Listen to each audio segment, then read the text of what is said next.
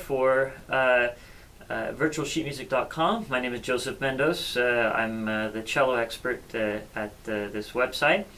And today I'd like to talk about just basic fingering principles. You know, really how to choose different fingerings and what fingerings to choose, which fingers to use for what, and just the basic strategies for doing those kinds of things. So this is kind of a difficult subject because it's a very personal one, and I know that there's to be honest, there really isn't schools of cello playing anymore. That's kind of gone away. You know, there used to be the German school and the French school and the Russian school and all these things, but with as international as things have gotten, as the world has gotten smaller, these kinds of schools of cello playing have tended to evaporate. You do sometimes tend to see certain things in bow holds that are more common in certain parts of Europe than others, but these are I think pretty residual at this point. You see a wide variety of different bow grips and different fingering approaches, just about as many cellists as there are approaches at this point. But however, one of the holdovers from particularly the German school, which was really for a long time one of the strongest schools in the world, all throughout much of the beginning of the 19th century. Names like Friedrich Grützmacher, Bernard Kossmann. There's more Grützmachers. There was a long line of family of cellists. They definitely influenced how we finger things, I think, in many ways more than the French. The French influenced more how we use the bow than anything else. But as far as fingering today goes, what we're going to do is we're going to be talking about what is kind of the basic idea, the German approach, and seeing whether that's always applicable or not. So you can open up a lot of these old German technique books, especially like the Grützmacher books and things like that, and find a lot of fingerings called block fingerings, where basically you kind of stay in one position and then you move to the next position, and unless you need an extension or something like that, or forward extension or something, then it doesn't really change. So for example, fingerings that would go between positions don't really show up very often. Let me give you an example of this. For example, kind of fingering that you would never see in German school would be something that uses a kind of a long extension. For example, if there's an F sharp, an E, and then to a C, very often you would see, instead of going to a first finger, you would see go to a second finger, because that's keeping it in the block. So you have a block here, and then you have a block here. You would never go back like that. Now, I think that block fingerings are good sometimes, and also they're not good sometimes. And really, you need to try to figure out what's going to sound the best and what's going to give you the best phrasing, what's going to give you a slide in the right spot. This is a good example, actually, is the second theme. It's a very common theme, everyone knows. The second theme of the Dvorak cello concerto, the first movement. So there's many ways to finger this.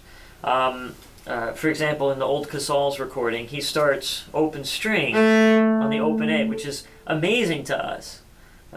Today we would never start and then go to a fourth finger or whatever finger. We would never go on the open A. Now, Casals probably did this because the actual A string he was using was a different A string than we have. They weren't using a metal A in those days. They were using most of the time, most cellists were using a totally pure, uncovered A string that was made out of sheep gut. So it had a different quality to it. It had a darker quality. So for us, we have to use the D string because that's just too shrill and bright. So anyway, getting back to this block fingering thing. This would be an example, I think, of block fingering. Sorry.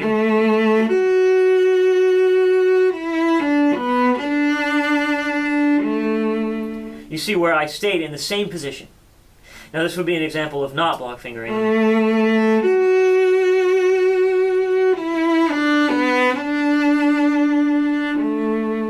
Where I'm shifting quite around a lot and I'm not really staying in one position for very long. Now I prefer this second way.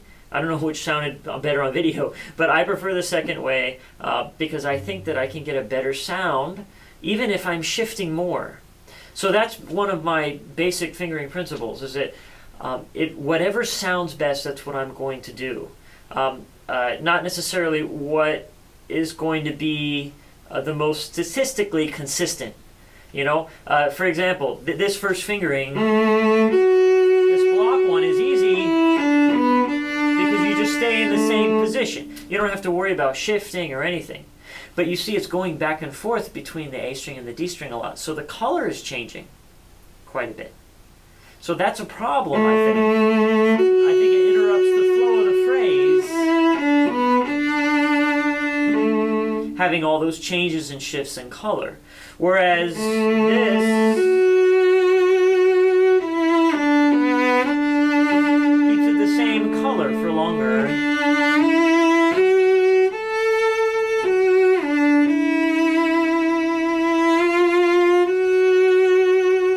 So I think that that's better, actually.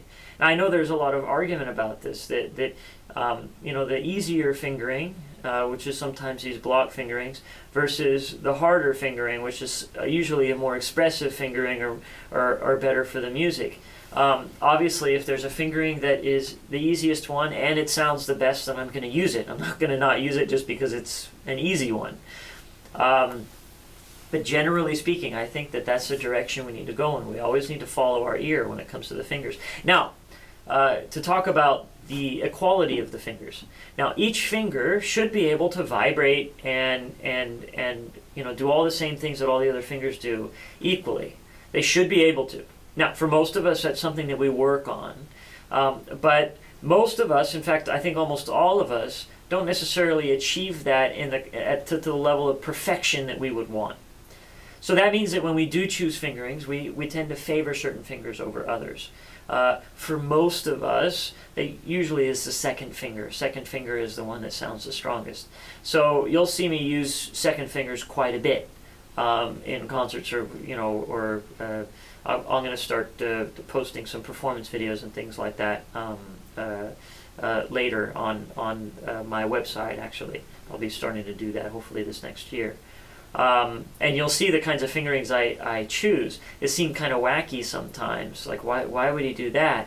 Well, it's because I'm really just going for the finger that I think is going to give me the best sound.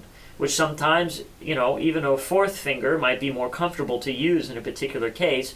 Instead, I'll shift to a second finger in order for the second finger, you know, to do the job it needs to do better than the fourth finger, because the second finger is stronger and I can get a better sound on it.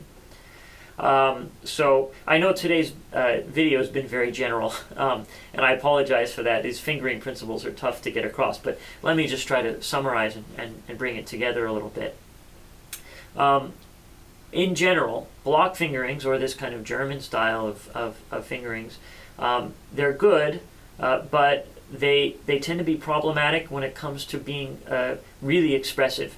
They're very good at making sure that your playing is very much in tune, and things kind of stay well organized. But to me, this is not necessarily the goal, the overall goal of a good fingering. A good fingering is not only to play it in tune, but also to play it expressively and to allow you to slide in certain places the way you want to slide, and allow you to really say what you want to say with the piece. So I encourage you then to really be free with the fingerings that you use. Don't